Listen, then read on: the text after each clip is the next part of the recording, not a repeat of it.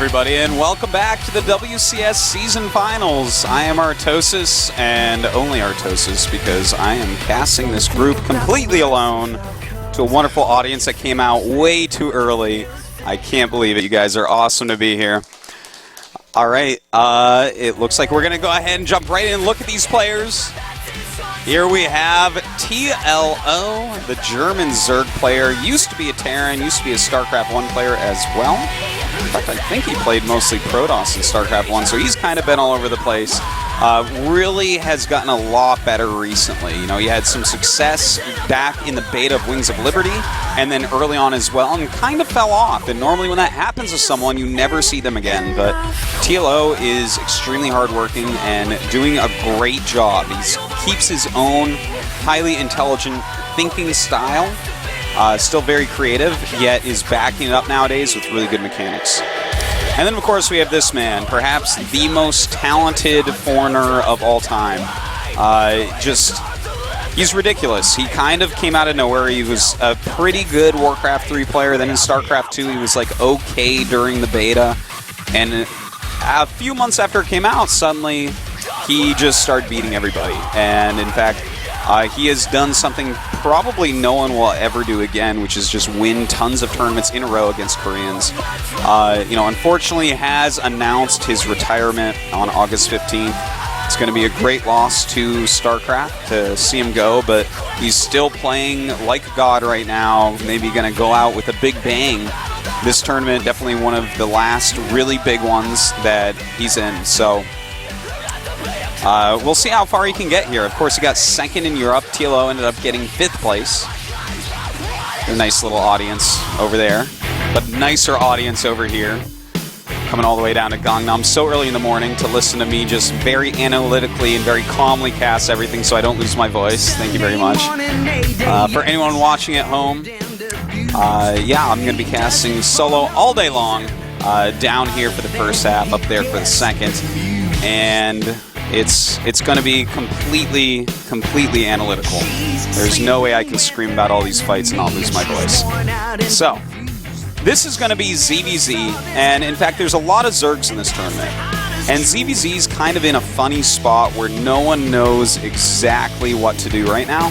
And that's because it was all Mutalisks, and then the Spore Crawler became like a Scud missile launcher against Mutalisks. It is the craziest high damage, kills Mutalisks in no time flat. Like, I think the Spore Crawler versus Mutalisk damage output is the highest DPS in the game, I believe. It's pretty crazy. So, one thing that I'm actually very excited about this weekend is finding out where exactly is the ZVZ metagame. What are the actual strategies that people are going to be using coming up? Because it's kind of all over the place right now. It looks like the game has begun, so we should be jumping in there in just a second.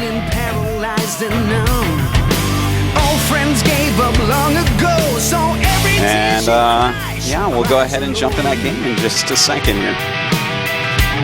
TLO against Stephano. Team Liquid against EG. Former rivals, now allies, and I guess now rivals again.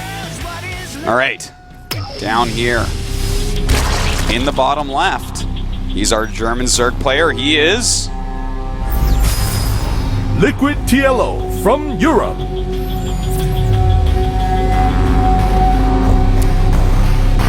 And up here in the top right, our French Zerg player, he is Stephano from Europe. And of course, that is the region in which they qualified. In fact, they both are European as well. 2 of our 3 European players and 2 of our 5 players that qualified from the Europe region. Okay, so this is going to be pretty interesting. I really am not sure what we're going to see here. I have we have a reasonably quick pool coming down from Stephano. Pool first here. It looks like TLO is going to go for a hatchery first play. So that's going to give TLO maybe a slight advantage because the pool before hatch can be more dangerous against the really early pool, but against a more normally timed pool like Stephano's doing here, which isn't He could have done it, I think, one drone later and been fine, but that's like a much safer one against earlier pools, but not as good against hatch first. So there's kind of a little circle of builds, like a tactical wheel, I guess you would call it, where the hatchery first, not as good against quick pool. What we're seeing here from Stephano, the pool into hatch, not as good against hatch first. And then, of course, the quick pool, not as good against pool before hatch. So a small edge by TLO. Now, let's talk about the strategies for a moment that we might end up seeing here, because Mutalisks were all the rage for an extremely long time in this matchup since Wings of Liberty came out. And for good reason.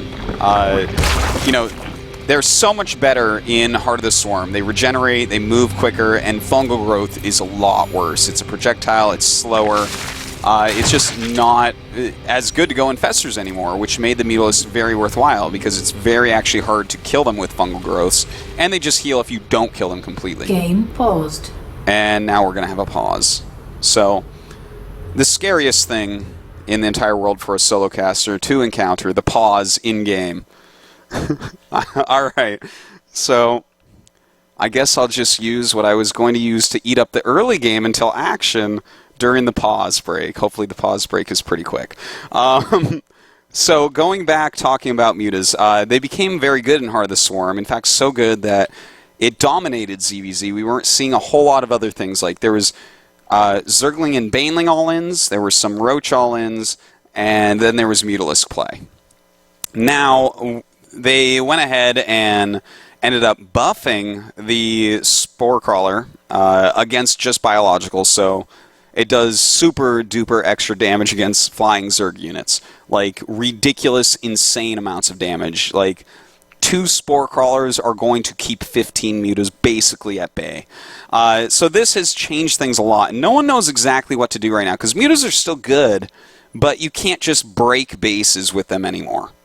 And it looks like, I think that they are ready, and they did in fact start the game. Thank God. We're going to go ahead and jump right back into there in just one moment. He probably just had like a small sound issue. Maybe he accidentally hit Control S or something, his sound turned off. You got to have everything just right, but it looks like everything's all set, and we'll get into that. So, you know, I was talking about ZVZ actually with TLO the day before yesterday. He got in and I went out and had some dinner with him. And we were talking about it a little bit, and how he thinks that it's going to end up not really on Mutalisks. Where, you know, mutas, they still kind of have a spot, but because of how strong spores are, you can actually do things such as make proxy spores, like with an Overlord dropping creep or something like that. And if you have spores near them, and roaches sitting near those spores, then it's going to be incredibly hard for your opponent to actually move out with his Mutalisks, because when the roaches are out on the map, the Mutalisks have to attack the roaches to prevent the roaches from coming in and messing with all your drones.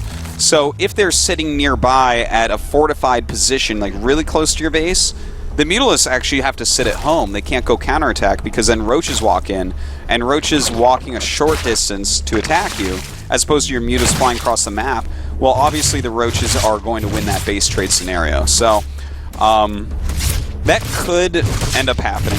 I'm not completely sure if that's something TLO is going to want to end up doing here. But it looks like TLO is thinking about taking a pretty quick third base. We do have him getting that Baneling nest up. Speed and Banelings going for Stephano right now as well. And this is the early part of the game where you see a lot of Speedling Bane aggression. Oh my god, TLO actually just running right up that ramp. And notice how he's letting Stephano's Zerglings block his own Banelings from getting up, and having his other Zerglings coming in and actually getting rid of some of the Banes. I liked the idea behind it. It looks like it didn't really work out like he wanted, though, because he definitely lost more units there. He got rid of a couple Banelings, which is nice. And in theory it was kind of cool, but Stephano had already made enough lings that that wasn't going to end up working out all that well.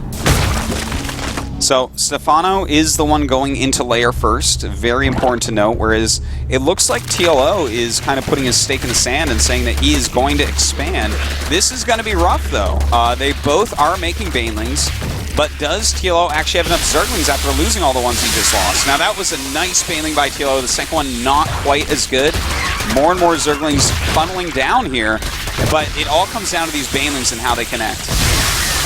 And Stephano's being very good with his 3 banes. Notice how he's not letting any of them go off on Zerglings right now. He's letting his Zerglings win battles until there's too many Zerglings, and then he does that right there. So this is really good play by Stephano so far. He's being pretty efficient overall with his Lings and Banes. But as we see on the Units Lost tab, it's pretty even still. Stephano with just a very slight lead. So it looks like TLO will stabilize here. And in fact, he's making a lot of Lings, a second Evolution Chamber, and he's getting the +1 Carapace. So that tells us he's going to stay with making a lot of Zerglings. A +1 Carapace makes a big difference both against Banes and Zerglings themselves.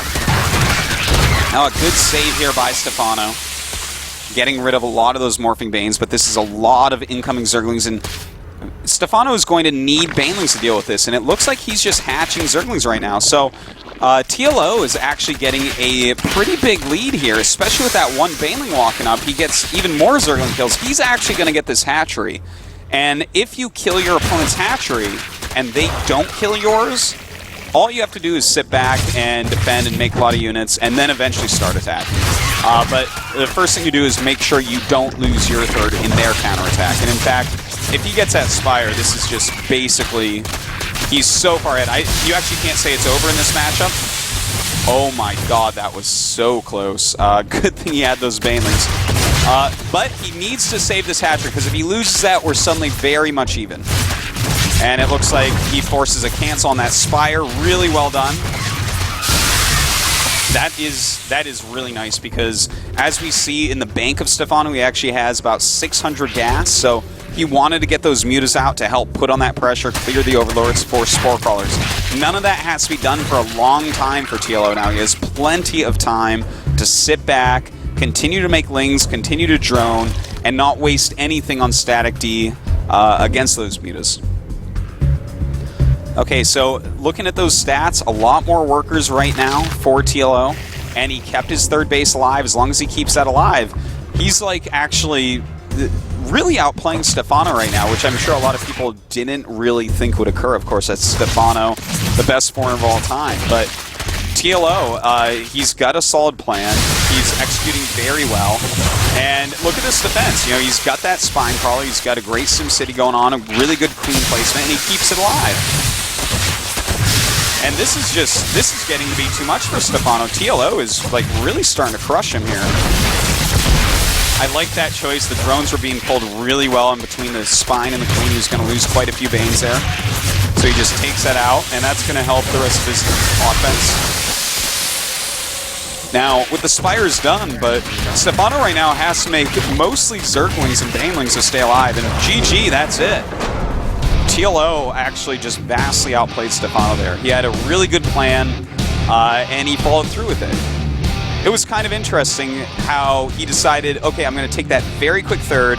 He started his +1 Carapace quite quickly, which is going to, once it finishes, make him basically, unless he really screws up against Banelings, win every Zergling Baneling fight. Like as long as they have similar micro and similar amounts, TLO will start to crush those, because upgrades on Zerglings are gigantic, especially in Zergling versus Zergling. You know, like by getting just a simple +1 armor, you're actually reducing 20% of the damage intake from other Zerglings, which is one of the biggest percents in the game as far as upgrades go. It's so important in Zerglings. So he did a really good job there, getting in there, and I love the huge plumes of Zerglings and Banelings after Stephano's initial aggression. He went out there and he really pushed back hard, got the hatchery, and Stephano had no Banelings at home.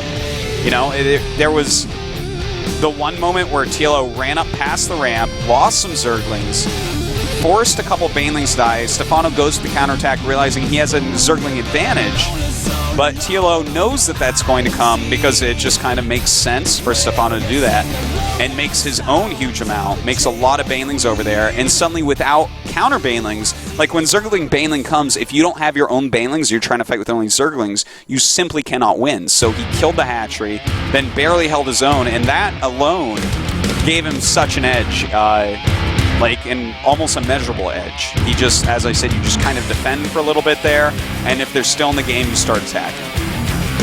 So our next map is going to be Neoplanet S. Tilo versus Stephano.